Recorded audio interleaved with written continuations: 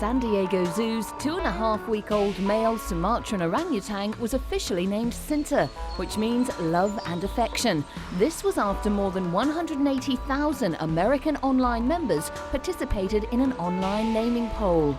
The name Sinter received 39% of the final vote, edging out 4 other possible names, including Suka, Merdeka, Gembria and Pasti.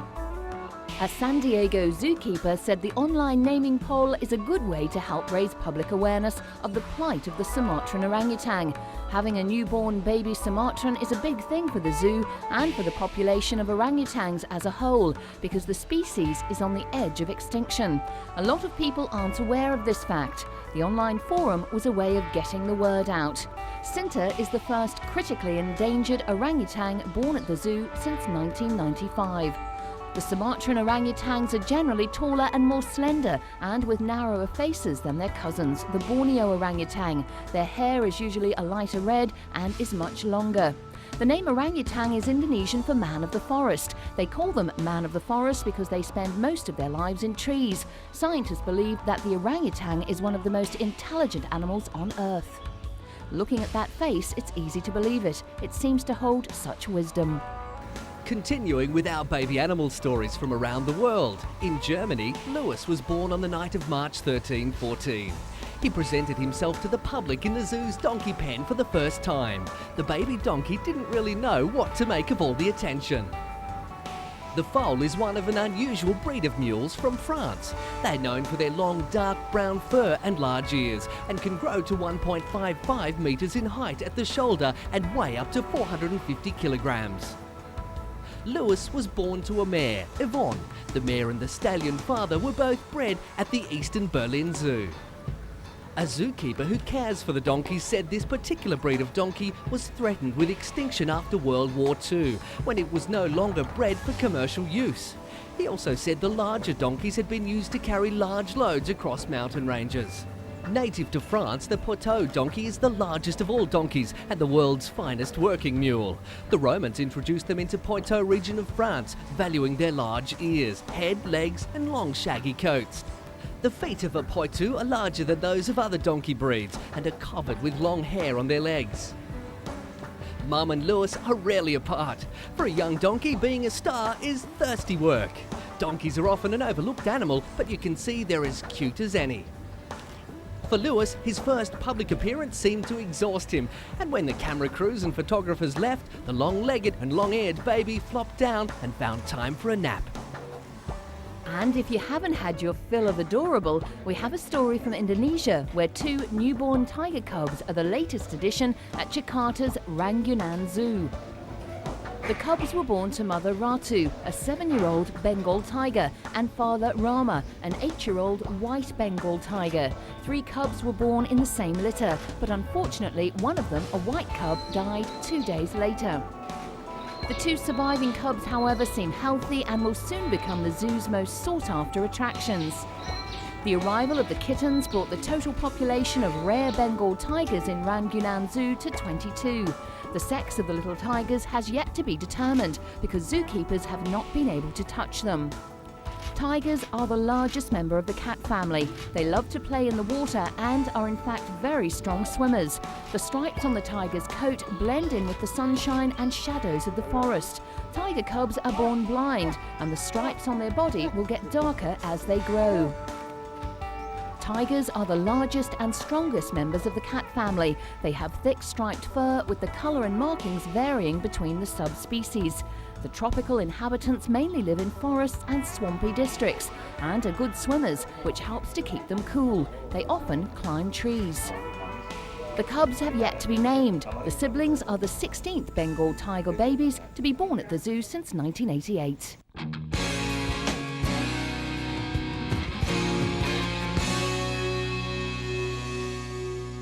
Steinway & Sons, beware! If one booming Chinese-based company has its way, the world's concert halls will one day be using pianos stamped "Made in China." A world away from the concert halls of Vienna, New York and London, the Pearl River Piano Factory is now one of the world's biggest piano plants, pumping out 76,000 pianos a year. The company is hoping to spread its wings and make the Pearl River brand a global name that can compete with the greats of the piano world, the Steinways, the Bechsteins and the Petrovs. The state-owned factory was set up in 1956, but until reforms in the 1990s, it was a lumbering enterprise plagued by low profit margins, inefficiency and poor quality. It didn't stand a chance against the European greats, but that could soon change. With sales booming and quality rising, the company is a symbol of China's move away from low-quality, mass-produced goods to higher-end products. Since the 1990s, $60 million have been pumped into the company to modernize production and raise skills. Pearl River pianos are now exported to more than 80 countries in Europe, America, Southeast Asia and Austria. Just 2 years after Pearl River set up a US sales branch, it has snared 10% of the US piano market, with hopes of 25% by next year. Pearl River hopes to repeat that success, and it knows that attention to detail is the key. Each piano is hand-checked. It takes 5 pairs of ears to ensure the piano is pitch perfect, and all employees are trained by foreign experts. One day, if Pearl River has its way, the classical music world could soon be dominated by its brand, while the European greats may be consigned to the museum, gathering dust. Once a week after school, a group of girls from well-to-do Mexican families go along to a meticulously kept house in the south of the capital. They go for a class in how to become the perfect wife. Girls aged 13 to 18 sit eagerly through lessons in cooking, sewing, ironing, dressing and folding napkins. They learn how to serve a formal dinner and add feminine flourishes to a home, like a posy of flowers in the bathroom or an initial embroidered on the towels. Such skills, according to teacher Victoria Arellano, risk becoming a lost art as Mexico's young women join a global trend of focusing on careers rather than housekeeping. In Mexico, 1 in 3 women work outside the home, up from 5 in the 1970s, and not including the millions working illegally as domestic helpers or those selling street food. As attitudes about women working and ideals on large families are eroded, women are also having fewer babies. But some teenage girls in Mexico's small but disproportionately wealthy upper class aim to learn the art of homemaking, even as many plan to pursue careers. Victoria feels she is battling a trend in developed countries where women are spending more time in the office than at home. She whisks the class from kitchen to the dining room for tips on how to serve up and clear away a dinner. Her well-manicured disciples study from folders with sections on everything from sewing, etiquette and flower arranging to dress sense and colour coordination. These young women are looking to be successful in all aspects of their lives.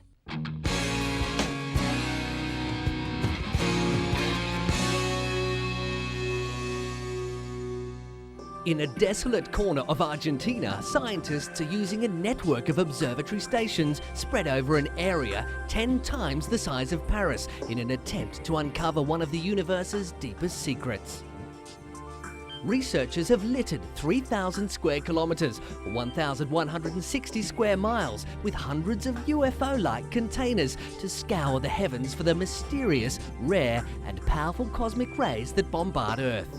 Subatomic particles, known as cosmic bullets, are one of science's great unknowns. They pack more energy than any known particle in the universe, and determining what propels the cosmic bullets could challenge the laws of physics, including the theory of relativity.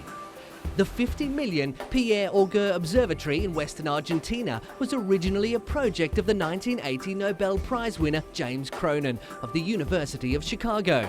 Construction began in 2000, and this year the observatory began to measure particles blasted into the atmosphere from outer space.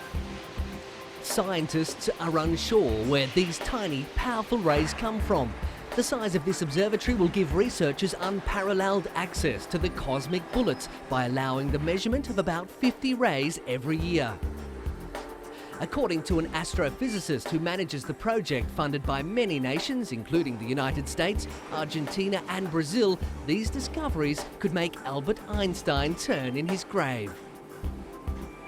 Some scientists say the rays may be left over from the start of the universe, split seconds after the Big Bang. Others say they could be emitted from black holes. Either way, they feel that discovering how the rays work will help explain how the universe operates. Low-energy particles constantly rain down on the Earth, generating a background radiation long known to science. But it is the punch that the cosmic bullets pack that baffles scientists. Physics cannot explain the existence of these rays. In 1991, US researchers discovered a subatomic particle travelling toward Earth, with energy inside it 6 times more powerful than Einstein's theory of relativity allowed. So the observatory was built on the plains of Argentina to study the cosmic ray phenomenon. The area's flat land, clear skies and location, about 1,200 metres over 3,000 feet above sea level, made it an ideal spot to take accurate measurements of the cosmic bullets. Each of the 1,600 particle recorders act as a sensor. When a cosmic ray hits the Earth's atmosphere, it sprays particles. The more powerful the ray, the bigger the spray of particles, which are detected by the sensors. When a ray hits the sensors, information about the size and direction of the ray is transmitted to a computer, so scientists can later analyse it. Researchers say the immense power of these particles could one day be harnessed as a new energy source. Continuing with our environment stories, in a sign of the arrival of spring, 120 swans were gently chased along several canals until they reached Hamburg's Ulster River. The Ulster River flows through Hamburg and forms 2 large lakes in the city. The swans spent the winter months on a pond in the Eppendorf district of Hamburg, which city officials kept from freezing over just for the swans. Since 1818, paid for by the city, there is a swan father who takes care of the animals. He supplies the swans with fodder, worries about hurt animals and brings them, in late autumn and in great spectacle, to the mill pond, which is a specially freed of ice for the swans. They are set free again in spring to swim back on the canals of Hamburg to reach their summer residence, the Ulster. As living landmarks of Hamburg, the hundreds of Ulster swans decorate the Binnen. The close solidarity of the city to its swans has a long tradition. A mill account from 1591 proves that oats, barley and other grain were made available by the city for the animals at that time. Hamburg has granted the graceful animals special privileges for decades. According to tradition, the city council put swans under special protection in 1664. Ever since then, it has been forbidden to insult, hurt or kill the birds. The Hamburg City Swan Father, or as he is now known, the Swan Representative, is in charge of the animals. They have roughly 120 animals here and 3 boats that will carefully chase them from their winter quarters onto the open river.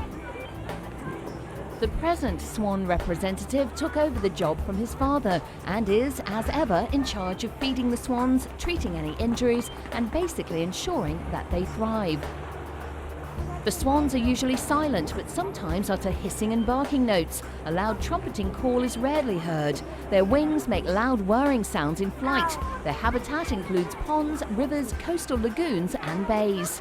With its wings arched over its back and its neck in a graceful S-curve, the male is extremely handsome on the water. Looking at these swans, you would have to agree to that.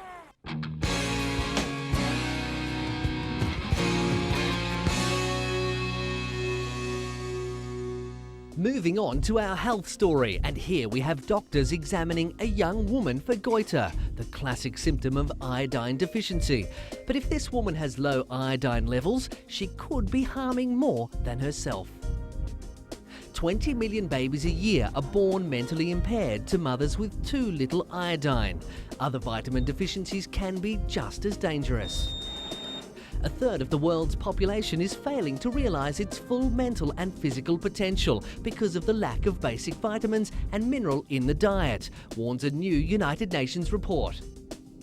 Salt, simple, cheap and universal, could hold the answer. Super salt, fortified with iron and iodine, has proved effective in trials on 3 continents in delivering the right dose of the nutrients to vulnerable populations. Other foods, such as margarine, could provide vitamin A. The UNICEF report stresses that unlike HIV, AIDS, malaria and other problems threatening the most vulnerable and the poorest, micronutrient deficiencies can be easily tackled. This can be done through cooperation between governments and the food industry, as already happens in industrialised countries.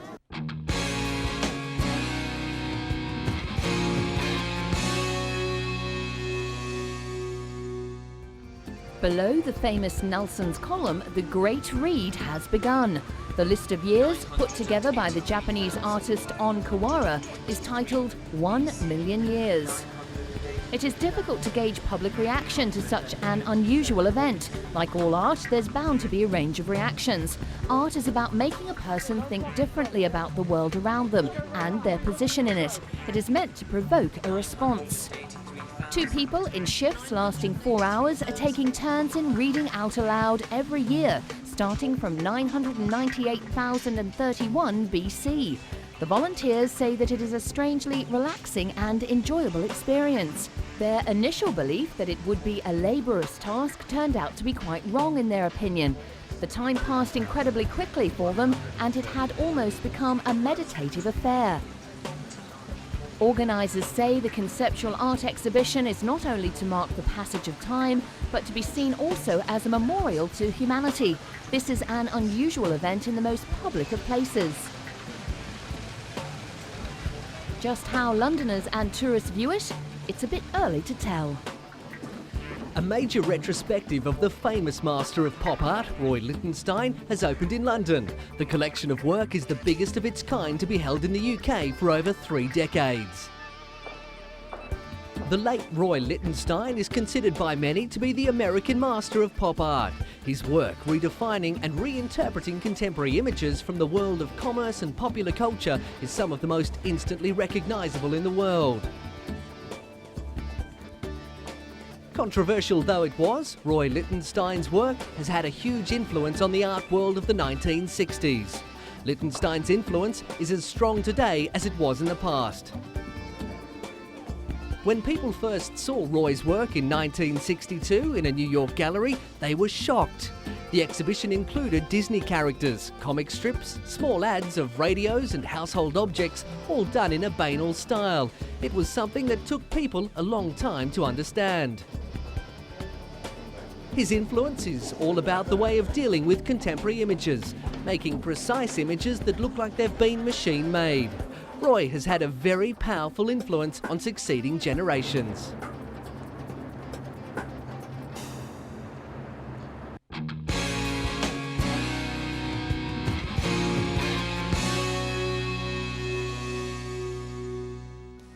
Moving on to fashion, and second-year students from a leading London art college have been exhibiting their interpretations of historical designs. They participated in a fashion parade at the Museum of London. It was a fashion parade with a difference. The sources of their inspiration include Diaghilev's famous 1920s ballet company, Ballet Russes, and also from Victorian characters from Charles Dickens' London. Those behind the show say it gives a new twist on the past.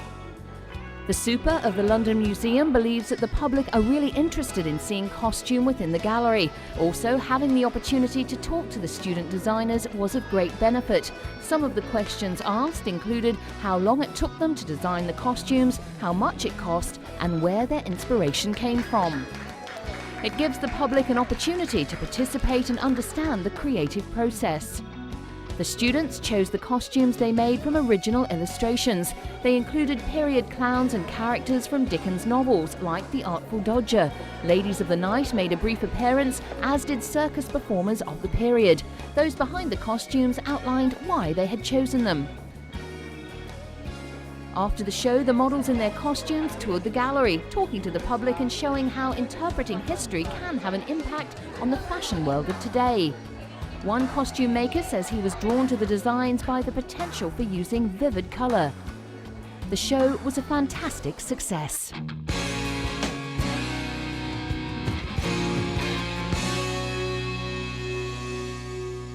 On to our travel story, and an official ceremony unveiling South Korea's first bullet train was held at Seoul Station. The bullet train by KTX has started running for ordinary passengers. After a $12 billion investment and years of delays caused by the 1997 Asian financial crisis and major engineering obstacles in its first year of service, all is set to go. KTX is expected to carry 180,000 passengers each day.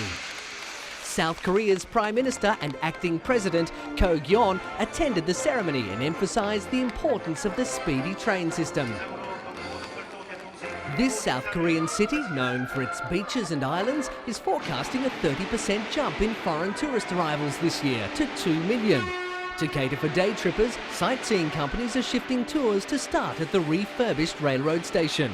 Mokpo, another seaport that is the terminus of the other high-speed branch, is forecasting a 60% jump in tourists. KoRail, the state railroad operator, charges about 25% less for tickets than airlines do.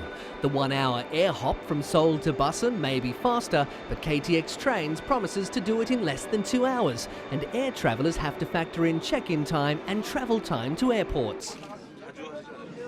The trains will lead South Korea to become the prosperous hub of Northeast Asia, connecting to the North Korean Railway, the Russian TSR and Chinese TCR. South Korea is the 5th country in the world to have a bullet train. The other countries are France, Spain, Germany and Japan. So whilst in South Korea, you might want to consider the bullet train for a comfortable, efficient and cheap way of getting from city to city.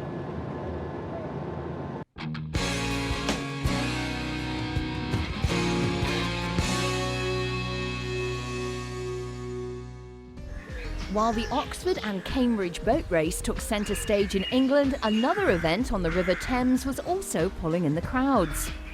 This year was the 21st Annual World Pooh Sticks Championships, based on the game played by the characters created by A.A. Milne in his Winnie the Pooh books.